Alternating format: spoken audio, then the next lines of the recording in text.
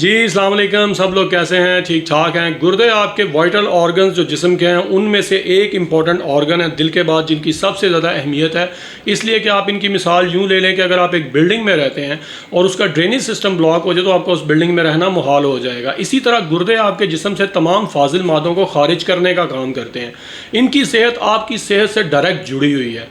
इस वीडियो में मैं चंद दो इंपॉर्टेंट सवालों को एड्रेस करने की कोशिश करूंगा जो अक्सर लोगों के जहन में होते हैं कि क्या ख़राब गुर्दे दोबारा नॉर्मल हो सकते हैं, और दूसरा कब आपके पास कोई चारा नहीं रहता और आपके पास सिवाय गुर्दे वॉश जिसको डायलिसिस कहते हैं या किडनी ट्रांसप्लांट के अलावा कोई ऑप्शन नहीं रहती। तो इस वीडियो को एंड तक ज़रूर देखिएगा। किडनी डिजीज़ को लेकर तमाम इन्फॉर्मेशन आपको इस वीडियो में मिलेगी।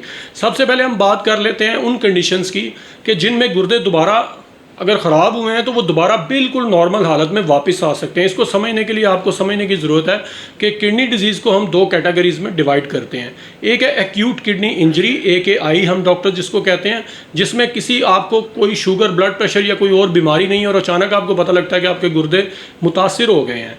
और इसके पीछे क्या क्या वजूहात होती हैं, जैसे कि जिस्म में शदीद अगर आपके पानी की एकदम से कमी हो जाती है, कोई ब्लड लॉस है, कोई रोड ट्रैफिक एक्सीडेंट के बाद, या आपको बुलेट इंजरी हुई है, या डायरिया वॉमिटिंग की वजह से हाइपोवोलीमिया हो गया, यानी कि पानी आपके जिस्म में एकदम कम हो गया तो उसकी वजह से आपके गुर्दे मुतासिर हुए हैं।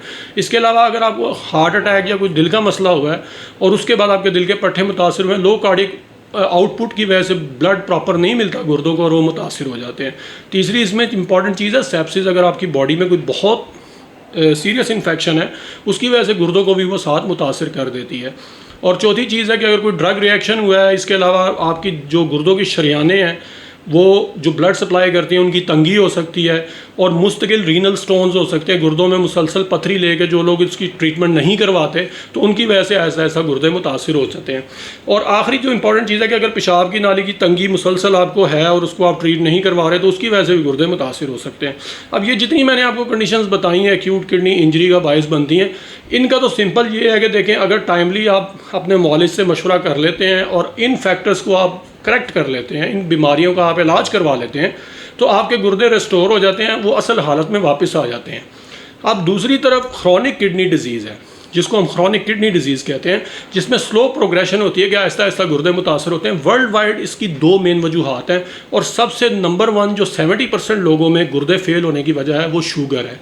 ये बिल्कुल मैं सही कह रहा हूँ कि शुगर जिन लोगों की कंट्रोल नहीं होती, ब्लड प्रेशर एक दूसरी रीज़न इसके बाद आती है, लेकिन शुगर और ब्लड प्रेशर वर्ल्ड वाइड ये दो ऐसी रीजंस हैं जिसकी वजह से क्रॉनिक किडनी डिजीज़ यानी कि आपके गुर्दे बहुत ज़्यादा मुतासिर होते हैं और ये इर्रिवर्सिबल डैमेज होती है।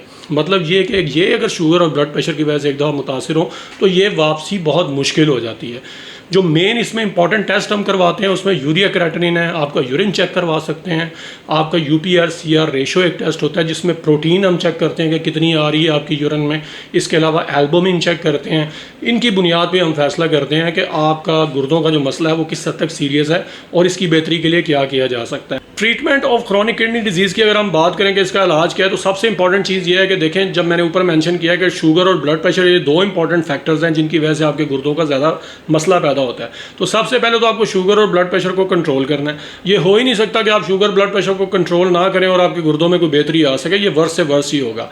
उसके बाद डाइटरी मॉडिफिकेशन, सबसे ज़्यादा गुर्दों के मरीज़ों को आपकी डाइट में मॉडिफिकेशन की ज़रूरत होती है। सबसे पहले तो आप सॉल्ट इनटेक कम करें, नमक का इस्तेमाल कम करें, मीठा बंद करें अगर आपको शुगर है, और एक लो प्रोटीन और लो पोटाशियम डाइट लें। इस पर हम ऑलरेडी वीडियोस कर चुके हैं कि आपकी कौन कौन सी डाइट्स में पोटाशियम और प्रोटीन बहुत ज़्यादा होता है, उनको आपने कम करना है गुर्दों के मरीज़ों के लिए मैं कह रहा हूँ।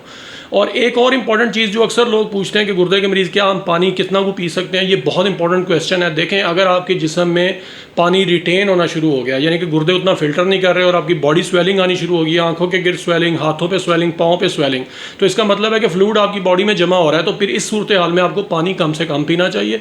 लेकिन अगर आप इनिशियल स्टेज पे हैं और गुर्दे अभी आपके बहुत ज़्यादा मुतासिर नहीं है, स्वेलिंग वगैरह नहीं है, आपको सांस नहीं चढ़ता, तो फिर आप मॉडरेट तकरीबन दरमियाना पानी इस्तेमाल कर सकते हैं। अब आते हैं जो लास्ट चीज़ है, देखें कब आपको वॉश करवाने की ज़रूरत है। EGFR एक ऐसा टेस्ट होता है जो हम करवाते हैं जिसमें हम देखते हैं कि आपके गुर्दे कितना फ़िल्टर कर रहे हैं उस पानी को जो आप पी रहे हैं। तो अगर वो 15 ml पर मिनट से कम है, यानी कि 15 से कम आ जाता है, तो ये एंड स्टेज रीनल डिजीज़ होती है। इसमें हर सूरत आपको वॉश की तरफ जाना चाहिए, वरना चीज़ें बिगड़ेंगी, आपकी सेहत मज़ीद बर्बाद होगी, बाकी ऑर्गन्स भी बर्बाद होंगे। आपको वॉश से नहीं डरना चाहिए। लेकिन जो रेस्क्यू सोल्यूशन है वो किडनी ट्रांसप्लांट है।